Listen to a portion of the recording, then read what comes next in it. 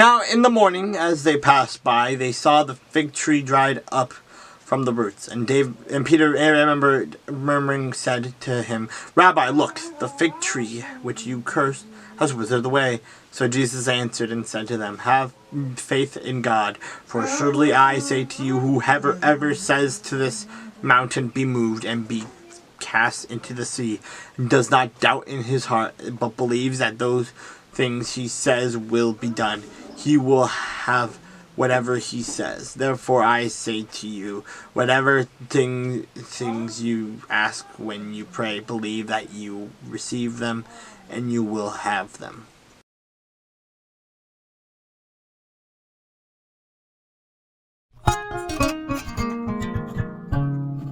The word that Isaiah the son of Amoz saw concerning Judah and Jerusalem. Now it shall come to pass in the latter days that the mountain of the Lord's house shall be established on top of the mountains, and shall be exalted above the hills, and all nations shall flow to it. Many people shall come and say, Come and let us go up to the mountains of the Lord, to the house of the God of Jacob.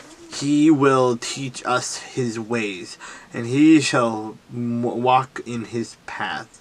And for all Zion shall go forth the law, and the word of the Lord shall from Jerusalem. He shall judge between the nations and rebuke many people. They shall beat their swords into the plowshares, and their spears into pruning hooks.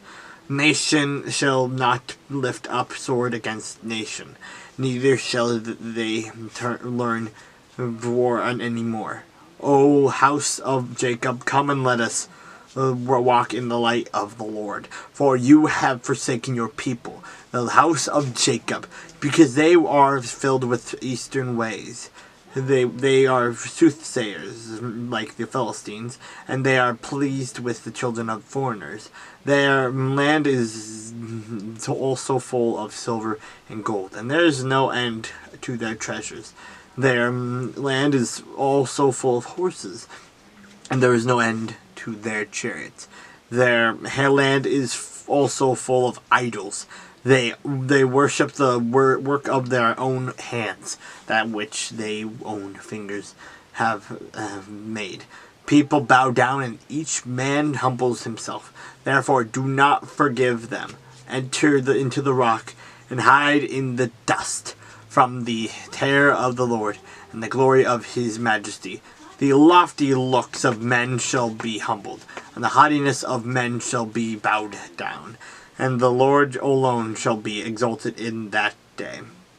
For the day of the Lord of hosts shall come upon everything proud and lofty, and upon everything lifted up, and it shall be brought low, upon all the cedars of Lebanon that are high and lifted up, and upon all the oaks of Bashan, upon all the high mountains, and upon all the hills that are lifted up, upon every high tower, and upon every fortified wall, upon the ships of Tarshish, and upon all the beautiful sloops. The loftiness of man shall be bowed down, and the haughtiness of men shall be brought low. The Lord alone will be exalted in that day, but the idols he shall utterly abolish. They shall go into the holes of the rocks, and into the caves of the earth, from the terror of the Lord and the glory of his majesty, when he arises to shake the earth mightily. In that day a man will cast away his idols of silver, and his idols of gold, which they made, each for himself to worship, to the moles and bats, to go into the clefts of the rocks, and into the crags of the rugged rocks, from the terror of the Lord, and in the glory of his majesty, when he arises to shake the earth mightily. Sever yourselves from such a man whose breath is in his nostrils, for of what account is he?